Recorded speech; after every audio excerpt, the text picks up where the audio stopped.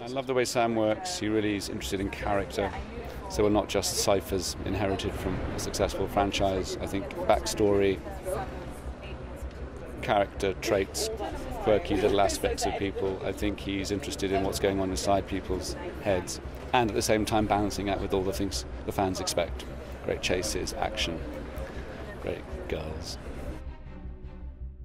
Clothes can be such an important part, as you know, and quite often when we're dressing the characters, it's very much an extension of who they're trying to be and to build. And going off on a different film, I did actually see witnessing the jousting through the fitting of Ralph Fiennes versus Daniel Craig. And that was the first film where he was establishing himself as a new M. So it was very important. I was brought in by Jenny to do the wardrobe for Ralph. And he wasn't on screen a lot, but he had to have a very powerful look. But I remember one story I was told when Sam Mendes wanted to see them both dressed.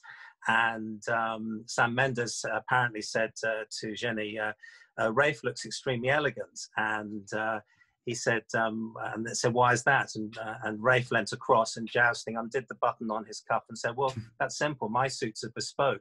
And apparently Daniel Craig then ran rushing around to wardrobe to say, are my Tom Ford suits bespoke?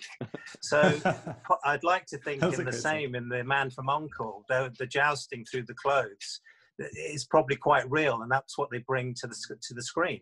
So in that instance, they were jousting even before they started rolling the film. I do want to talk a little bit about Bond and maybe some of the processes about how you were looking to style M and make M look different to Daniel Craig, and what the brief was exactly to that in both perhaps Skyfall and Spectre, and if there were any differences in between. Well, Bond was a dream to do because any guy growing up, watched all the Bond movies, and we all have our favourite Bonds. As I understood it from the brief, it was Bond movies are a big budget, and that was still a big budget by Bond standards. It was quite low. So what Sam Mendes was apparently doing was looking for key characters that could hold the screen, who were not going to be necessarily on for very long. And although M has seen quite a bit, he's not actually on screen as much as some of the characters previously, apparently. So it was very important how he looked, and Ralph was trying to work out who he was and who M was going to be, because obviously he was replacing the great Judi Dench and the people who've played M in the past. So we came up with this kind of very sort of Savile Row feeling, very sort of slightly utilitarian, very sort of very formal sort of look to it, with that sort of London drape, which is the sort of more fuller chest and so on. And I remember we were walking around and I was with a colleague of mine and he was trying to work it out. And my colleague said, oh, why don't you put your hand in your pocket a bit, Prince Charles? And he started shouting, that's effing it, as the character. I shouldn't tell you that. But that was one of the sort of little bits of a jigsaw puzzle, putting it together. And so with that first film, we went on to make him a little bit more casual in the next films. It was really about establishing his character, and that was very, very important to him. I mean, there was one Savile Row tailor that I respect greatly, who was commenting and saying, how well Ralph was dressed as opposed to Daniel, which was a huge compliment. But whatever we do is try to be an extension of the person, and obviously in film, it's the character.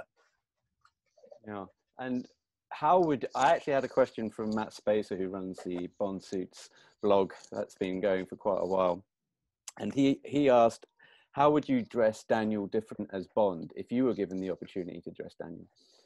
Myself? Yeah, would you go down a similar route? I'd make him a little bit British, so that's a lot to do with more of the cut. I think we're also in a different period from the new film. He's a lot more casual, and we're in a different sort of era. So it might be nice to look at some of the casual attire. We did actually do some, I'm not supposed to say that, we did some casual bits for him. I just try and make him a little bit. The problem you have with him, he's very, very fit. So a lot of the garments he's wearing have to be quite fitted to him. Otherwise, you're going to make him look shorter, bigger, all those sort of things. So I think it's a lot to do with the construction. So I would probably play more on British fabrics. I would keep still a neater look, but I would just bring him up to being a little bit more contemporary, and not so tight as he is at the moment. I think it's important to differentiate the hierarchy, though. And I think that's perhaps, in my mind, why you have M looking very British and very Savile Row, and Daniel looking a little more athletic and tighter and maybe more modern, with those suits being a tighter fit. So that, you know, even though they're quite similar in age, Ralph and Daniel, there has to be some kind of line of separation, and perhaps that just comes down to the pure styling and the cut of the suits. I would say that I think it's a very good observation. Actually, they are very different characters, you know, and he's out there doing it, I guess, as 007, and he needs to look more contemporary. I just think you could move that on a little bit, and I think you could still make him look quite British and modern, rather than British and more traditional. No. So I thought the unrealistic part as well is, especially in Spectre, I guess, is how much he wears of the same brand in that movie. Like at some point, you know, you don't wear all your casuals and your stylish clothes and everything from the same brand. Like that to me was a little bit unrealistic. Like I can imagine for M to be in his office with the same, you know, outfits, the same brand, but Bond being in every different location of the world and every different kind of, you know, either like a ski outfit or a suit, have that from the same brand. That's unrealistic for any person almost to have. So I thought that was one step too far in the last movie.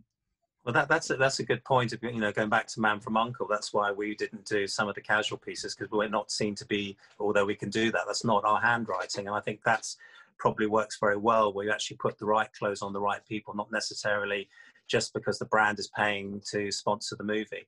It becomes slightly more believable. And I also think with the Bond character, it does look like he's gone out and bought a load of new clothes.